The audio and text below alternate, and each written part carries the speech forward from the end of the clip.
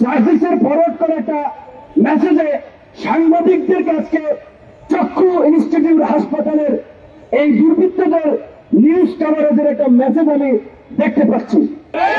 আমি ক্ষুব্ধ হয়েছি, গতকাল করে হামলা করার পরে এই শহীদ মিনার থেকে পার পেল কিভাবে? আপনাদের উচিত ছিল পিটাই আনিয়া থানায় দেওয়া।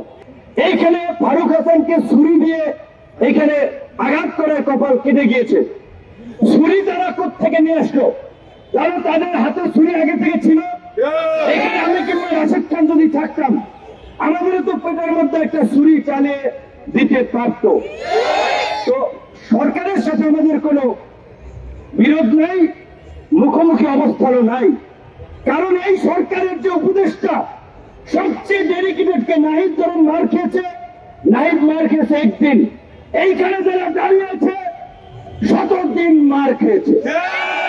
28 বছর পরে ডাকসুর ভিপি হয়েও ক্যাম্পাসে যে কয়বার মার খেয়েছি, অনেক উপদেষ্টা আওয়ামী লীগের বিরুদ্ধে ওই কয়েকদিন বক্তব্য দেন নাই। অবশ্যই আসিফ এবং নাহিদ তো আমাদের সহ আন্দোলনকারী, আরো অনেকে মাহফুজ সহ আমাদের ঘনিষ্ঠ, আমাদের সহযোদ্ধা সহকর্মী, একসাথে এনআরসিসি এর বিরুদ্ধে আন্দোলন করছি। ডাকসুতে নির্বাচন করেছে তারা, ছাত্র অধিকার পরিষদের সাথে ছিল। আমি তো শুধু বললাম এই কারণে যে এখানে কয়েকজন এই আন্দোলনের যারা ফ্রন্ট ফাইজে ছিল তাদের ডেডিকেশন আছে, ত্যাগ আছে। আর কিছু হচ্ছে মৌসুমী নেতা, শুধুমাত্র 10-12 দিনের মিডিয়া কভারেজে এখন বিশাল নেতা হয়ে গেছে। তাদেরকে ঢুকাইছিল ছাত্রলীগ আন্দোলনের গতিবিধি পর্যবেক্ষণ করার জন্য, আন্দোলনের স্পাইগিরি করার জন্য।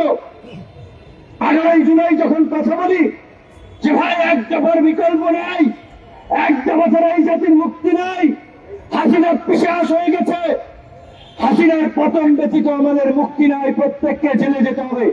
তখন বলে ভাই আমরা তো এক দফার জন্য আন্দোলন করি নাই, এটা কি উচিত হবে? এইরকম এখন দু একজন ব্যাপক বিপ্লব হয়ে গেছে, অথচ ফুল ছাত্রলীগের এজেন্ট হিসেবে এখন যাই হোক সোশ্যাল মিডিয়াতে ব্যাপক পপুলারিটি হয়েছে, সেলিব্রিটি বনে গিয়েছে। তাদের পেছন দিকে একটু তাকাতে হবে। হঠাৎ করে চরিত্র বদল করলেই বদল হয়ে যায় না। তো গতকালকে এই আহতদের এবং বিশেষ করে হামলায় ফারুককে যারা আহত করেছে, আহতদের ব্যানার এসে, আমি জানি না এটা সার্ভিসকে বলতে হবে। এখানে জুলাই মুভমেন্ট ব্র্যাকেটের জার্নালিস্ট নামক একটা হোয়াটসঅ্যাপ গ্রুপে সার্ভিসের ফরওয়ার্ড করা একটা মেসেজে সাংবাদিকদের কাছে চক্ষু ইনস্টিটিউট হাসপাতালের এই দুর্বৃত্তদের নিউজ কভারেজের একটা মেসেজ আমি দেখতে পাচ্ছি।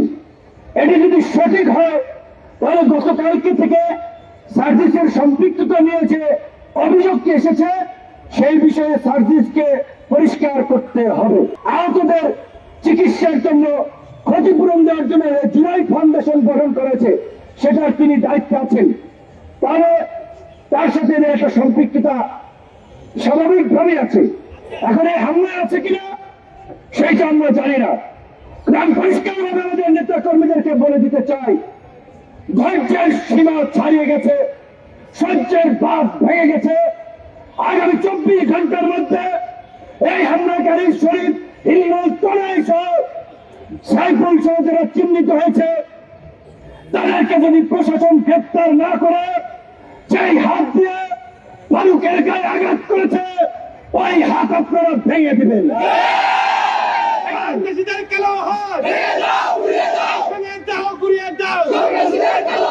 জন্য যদি জেলে যেতে হয় হুকুমদাতা হিসেবে 1 নম্বর আসলে আমি আবার বললাম। কিন্তু এখন যদি আমাদের রক্তে ভেজা বাংলাদেশে এই অধিকার পরিষদের নেতা কর্মীরা গত 27 বছর ধারাবাহিকভাবে যে লড়াই সংগ্রাম করেছে, রক্ত দিয়েছে, এই রক্তই আজকে বিপ্লবের প্রেক্ষাপট তৈরি করেছে। আমরা উপদেষ্টা হই নাই, সরকারে যাওয়ার জন্য আকুপাকু করি নাই, আমরা রাজনীতি করে নির্বাচিত জনপ্রতিনিধি হতে চাই। এই সরকারকে পরিষ্কারভাবে বলেছি, একমাত্র রাষ্ট্র পুনর্গঠনে একমাত্র গণ অধিকার পরিষদ ব্ল্যাঙ্ক চেক দিয়েছে। আপনাদের যতদিন লাগে ক্ষমতায় থাকেন, আল্লাহর হস্তে এই যে আমাদের মধ্যে জুলাই বিপ্লবকে কেন্দ্র করেছে জাতীয় ঐক্য এবং সংহতি তৈরি হয়েছে, সেটার দিকে নজর দিয়ে সকলের মতামত নিয়ে রাষ্ট্র সংস্কার করুন। সরকারের বিরুদ্ধে বক্তব্য দিয়েছে নাকি, তাই ওই টোকাই নাকি খেপে গিয়েছে।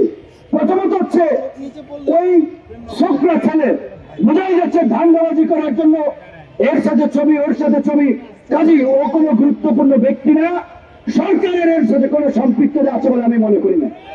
কিন্তু আন্দোলনকারীদেরও সার্ভিসের নাম এসেছে, আমি বিশ্বাস করতে চাই না যে আমাদের ছোট ভাইরা এইভাবে বা সার্ভিসের বাড়ি উত্তরবঙ্গে, ফারুকের বাড়ি উত্তরবঙ্গে তার উপরে হামলা করাতে সে সমর্থন দেবে, এটা আমার মনে হয় না। কিন্তু ঘটনাটি খুব রহস্যজনক। এই ঘটনার পেছনে দেশি বিদেশি কোনো ষড়যন্ত্র আছে কিনা সেটিও খতিয়ে দেখতে হবে। কারণ বিপ্লবের পরে প্রতি বিপ্লবের জন্য পলিটিক্যাল কিলিং হয়, রাজনৈতিক হত্যাকাণ্ড ঘটে। এই বিপ্লব এবং আন্দোলনে আমাদের কি রোল, আমরা কি করেছি, সেটা আমাদের নিজেদের বলতে হবে না, দেশের মানুষ জানে। তাই আমাদের জেএমপি কমিশনের সাথে গতকালকে কথা হয়েছে, উপদেষ্টা সহ সকলকে বলবো আগামী 24 ঘন্টার মধ্যে আমরা অ্যাকশন দেখতে চাই, অন্যথায় আপনাদের উপরে কিন্তু আমরা আস্থা রাখবো না। আইন নিজের হাতে তুলে নিয়েই এই শহীদ মিনারের বিচার করব। ওরা নাকি ক্ষমা চেয়েছে, এইভাবে সিনেমা স্টাইলে মেরে ক্ষমা চাইলে ক্ষমা হবে না, হবে না। আমরা এত হাতেম চাই না। শেখ হাসিনা 2000 হত্যাকাণ্ড ঘটিয়ে শেখ হাসিনা ক্ষমা চাইলে কি তাকে ক্ষমা করব? আওয়ামী লীগের ক্ষমা আছে? হাজি যারা নতুন ফ্যাসিস্ট হয়ে উঠতে চায়, দুর্বৃত্ত হয়ে উঠতে চায়, ওদেরকে উপযুক্ত শিক্ষা দেওয়া ছাড়া কোনো ক্ষমা নাই। গতকালকে আমাদের টাঙ্গাইল ভুয়াপুরের এক ছাত্র নেতার উপরে হামলা হয়েছে। দেশের বিভিন্ন স্থানে আমাদের নেতা কর্মীরা মাদক, চাঁদাবাজি, লুটপাটের বিরুদ্ধে প্রতিবাদ করায় অনেক জায়গায় তাদেরকে বাধা দেওয়া হচ্ছে। গতকাল গাজীপুরের শ্রীপুরে অধিকারের অফিসে নাকি কুপিয়েছে। পরিষ্কার ভাবে বলতে চাই বন্ধুগণ, অ্যাকশনের বিপরীতে পাল্টা অ্যাকশন ছাড়া রাজনীতিতে টিকে থাকা যাবে না।